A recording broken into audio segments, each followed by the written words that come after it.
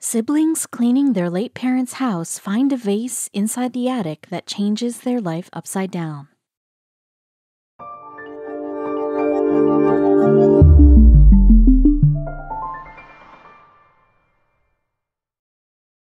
But before we start, please make sure to subscribe to m&rtv and hit the bell so you never miss any upload from us. Also, leave a like right now. Losing a parent can cause psychological trauma, which can take a long period to heal. Some might even argue the pain never completely goes away, but losing both of them together can succumb you to a kind of grief that can truly envelop you. Damon and Leanne were two such unfortunate people who had to learn to exist in a world where their parents didn't.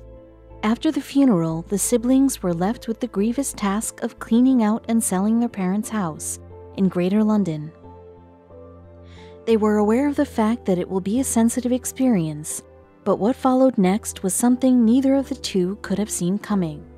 It was a gloomy day in Pinner, a town in Greater London. Damon and Leanne were standing in front of their late parents' house.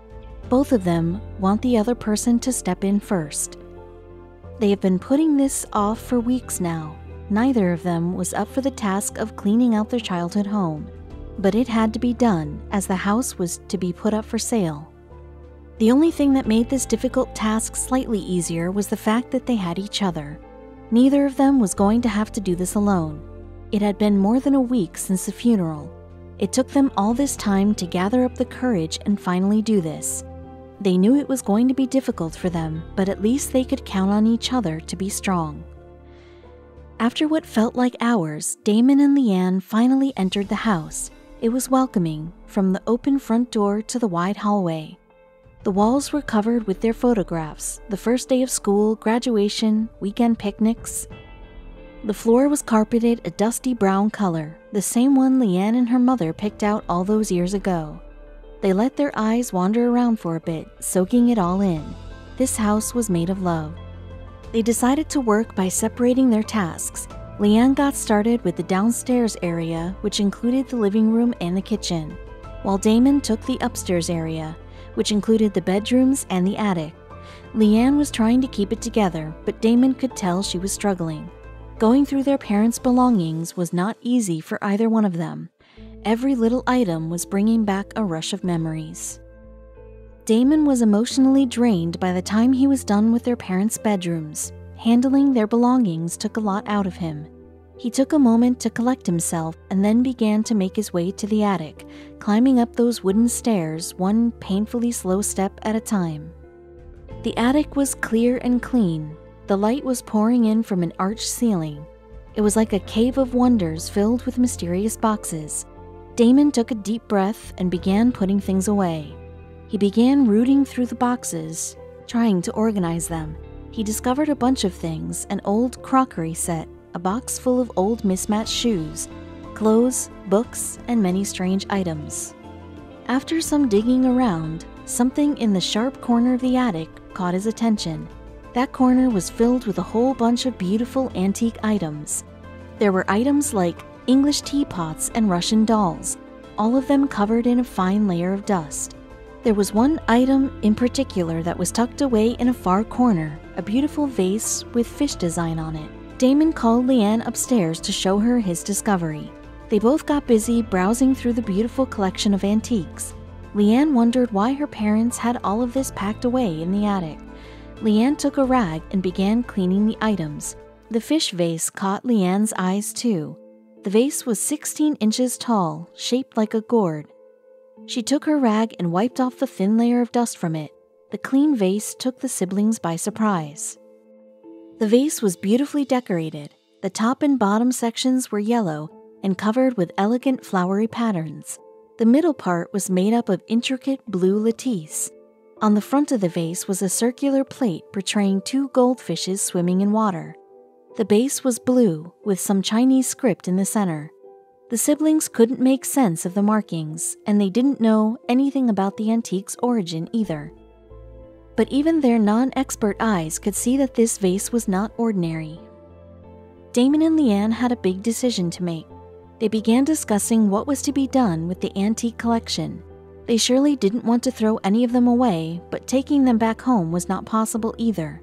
Neither of them had enough space to store them. Besides, it would be shameful to put them in a storage space locked away. They deserved to be displayed in all their elegance and glory. They decided they would both keep a few small items and try to sell off the rest. The siblings began researching how to go about selling these antiques and learned that the best way will be through an auction. An auction house will take these items and provide Damon and Leanne with an approximate value. Later on, they will sell the items to a room full of antique collectors who will bid against each other, and the highest bid will take them. The advantage of selling at an auction is that the bidders can drive up the price of an antique. However, there is also a risk associated with it, which is that in case there are not enough people who show up at the auction, the items will be sold for much less than they are worth. Leanne knew they had to take that risk because it was the right thing to do. Selling them to an antique collector is the fair decision. After researching for quite some time, Leanne and Damon finally decided to go with Bainbridge's auctions. They had more than 40 years of experience and have held more than 9 sales each year for antiques, collectibles, wines, etc.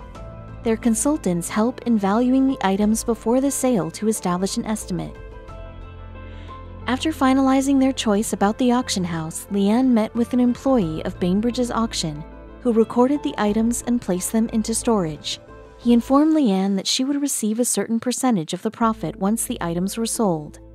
That evening, she drove home, happy and proud of herself for completing the difficult task she was dreading for weeks. It had been a few days since the antiques were placed in Bainbridge's storage. A valuation consultant was going to inspect the newly arrived stock. He was impressed by the beautiful collection antiques dropped off by Leanne. He was busy inspecting the items one by one for the next few hours. It had been a few hours since the valuation consultant had begun his inspection of the items. When he was down to the last 2 items, he spotted the vase and almost dropped his clipboard in surprise. As an expert in antique, it was difficult for his eyes to believe what he was looking at. The consultant put on a pair of latex gloves and picked up the vase very carefully for a closer inspection. He appreciated the craftsmanship of the antique, but what he was interested in was checking the base of the vase. He turned the vase upside down, and what he saw made his face break into a huge smile. It was a Monday morning, and Leanne was at work when she received a phone call from Bainbridge's. She figured they might have sold the antiques already, but the representative was calling to invite her to the auction. He mentioned she had given them something exceptional and she would want to be present when they sell the item. His statement puzzled Leanne. All she knew about the vase was that her father purchased it in the 1930s. She didn't know how much it had cost him, but he was not a wealthy man, so it wouldn't have been a lot of money. Curiosity got the better of her. She decided she will attend the auction. Leanne noted down the date and address and hung up the phone. The day of the auction was finally here. Leanne was too nervous to drive, so she was sitting in the front seat with Damon at the wheel. The drive to the venue seemed never-ending, and Leanne could feel her anxiety kicking in. A part of her was sad about not having their parents' belongings around anymore. Soon they would have to finalize the sale for the house as well. And just like that, her childhood memories will be lost forever. After what seemed like forever, Damon and Leanne reached the venue of the auction. The room was packed with people. All the seats were filled, and the rest were standing at the back of the room and against the walls. At the front center of the room, a man was standing at a podium with a hammer in his hand. Leanne and Damon managed to find a spot to stand for themselves. Leanne noticed that at the front of the room, 2 gentlemen were sitting on a sofa. They were dressed in neatly pressed suits, one with a trench coat and hat, the kind you only see on high-priced lawyers. They seemed to not take notice of anyone in the room and were busy talking to each other. Leanne realized the man with the hat was speaking Chinese. Her thought immediately went to the Chinese script on the vase and wondered if that's what they were here for. There was a table at the front of the room next to the podium which displayed the antique collection. The man at the podium would pick up an item, show it to the entire room, call out an initial price, and the people would start their bidding for the particular item. Leanne and Damon watched the people bid against each other for different items. Sometimes the item would be sold at the initial price itself, while some items caused a bidding war between people. Leanne and Damon were getting nervous because they both knew why they were here. The two gentlemen on the sofa had not made a bid at anything yet. The waiting was making the siblings anxious. When almost all the items were sold, the vase finally made its appearance. On spotting the vase, the two men sat up straight and alert, holding their number cards tightly. Kinlawn Vase. The 1740s, announced the auctioneer. Leanne and Damon were surprised to find out that the vase was almost 300 years old. I start the bidding at £10,000. Every single hand in the room went up, so apparently everyone in the room wanted the vase. £15,000, called out the auctioneer. None of the hands went down. The siblings felt like they were in a movie. £50,000, £100,000, £200,000. The auctioneer kept raising the price. The audience was going crazy over this item. Nobody was willing to budge. Leanne and Damon saw with astonishment how the room looked like it was on fire. People were calling out to every price raised by the auctioneer. The auctioneer raised £500,000, £1 million, but the bidding was never ending. It only kept increasing. Leanne and Damon had not seen anything like this before. The auctioneer was now at £20 million, and still at least 10 people had their hands raised. £20 million for a vase they found in an attic. Leanne felt like she was dreaming. None of it could be real. Yet the numbers were still rising, and finally, the number of bidders slowly started to decline. Now the auctioneer was at £25 million, and there were only 2 people still bidding in the audience, the 2 gentlemen on the sofa. Leanne realized they were bidding against each other. Every eye in the room was on them as they outbid each other over and over again. The numbers were still rising. 30, 31, 32. Nobody could guess who will give up. The auctioneer was now at £42 million, and only one of them raised his hand. The room waited in anticipation. The man with the hat did not make any movement. Leanne's heart was pounding in her chest. She was thinking, if this could be it, is this vase going to be sold for $42 million? Just when people thought the duel is over, the man with the hat raised his hand. £43 million. The room was full of gasps and murmurs. Nobody could believe what was happening. Only one hand remained in the air now at £43 million.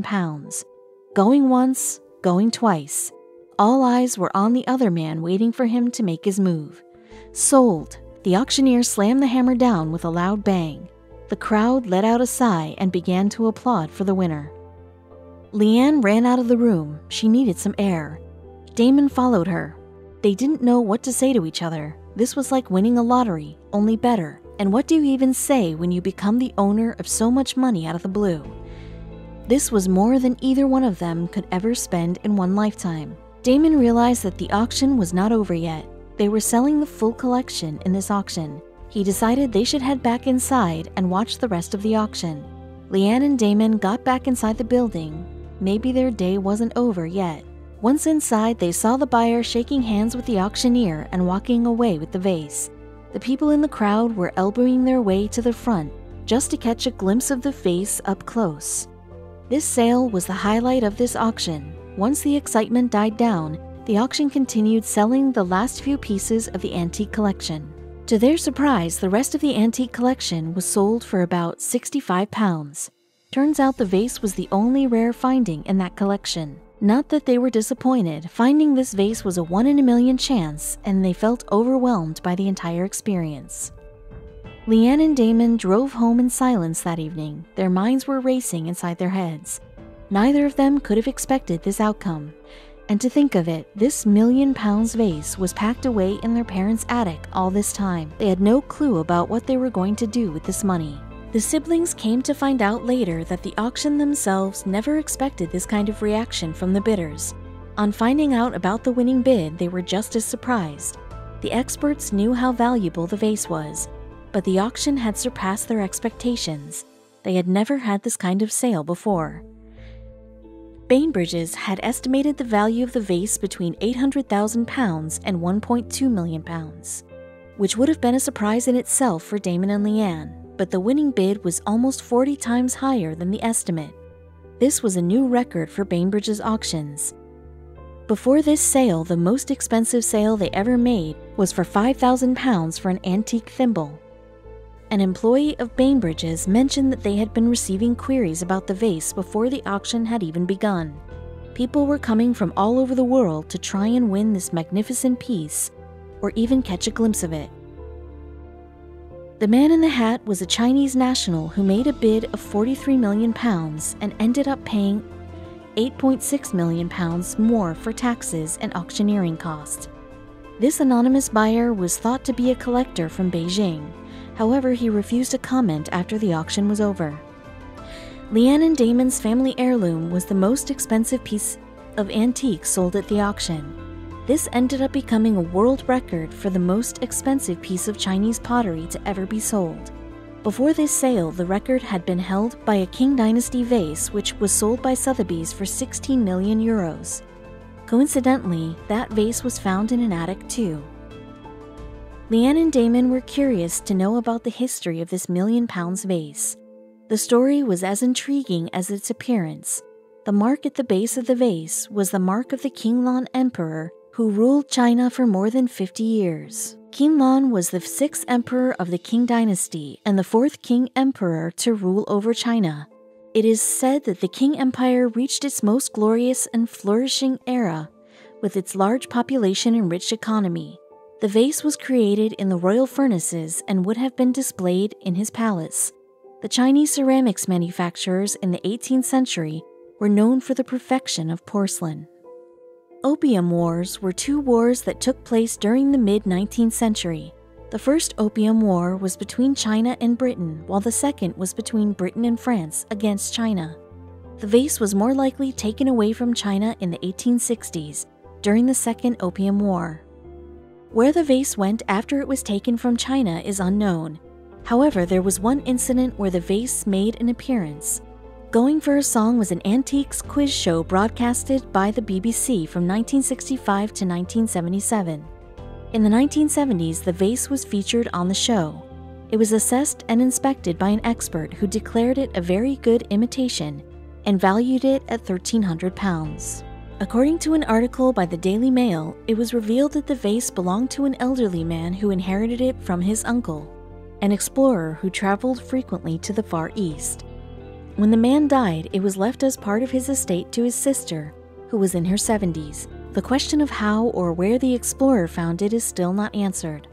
But the mystery that still lingers to date is that nobody knows how the vase ended up, of all places, in a box in an attic in a suburban home in Greater London. This is perhaps the most interesting yet undiscovered twist of the whole story. Unfortunately, this mystery has not been solved yet, and as the auctioneer said, the vase is a masterpiece, if only it could talk. Collecting antiques is a passion shared by many people. Some may be casual collectors, while some are actual dealers who are in serious business.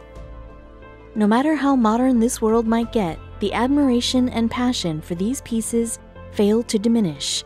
It is difficult to say what people love precisely about antiques. The historical significance, the mystery, or just the plain beauty of it. It is hard to tell. There have been no further reports about where the vase is displayed or kept by the anonymous buyer. There is no news from the siblings either about what they decided to do with the massive sum of money. According to the auctioneer, neither of them was expecting it to get this big until the moment the hammer went down. And to think of it, they just spotted it in a dusty attic, which gives a good impulse to do some cleaning ourselves. You never know what you may find hidden away in the nook and cranny of your house.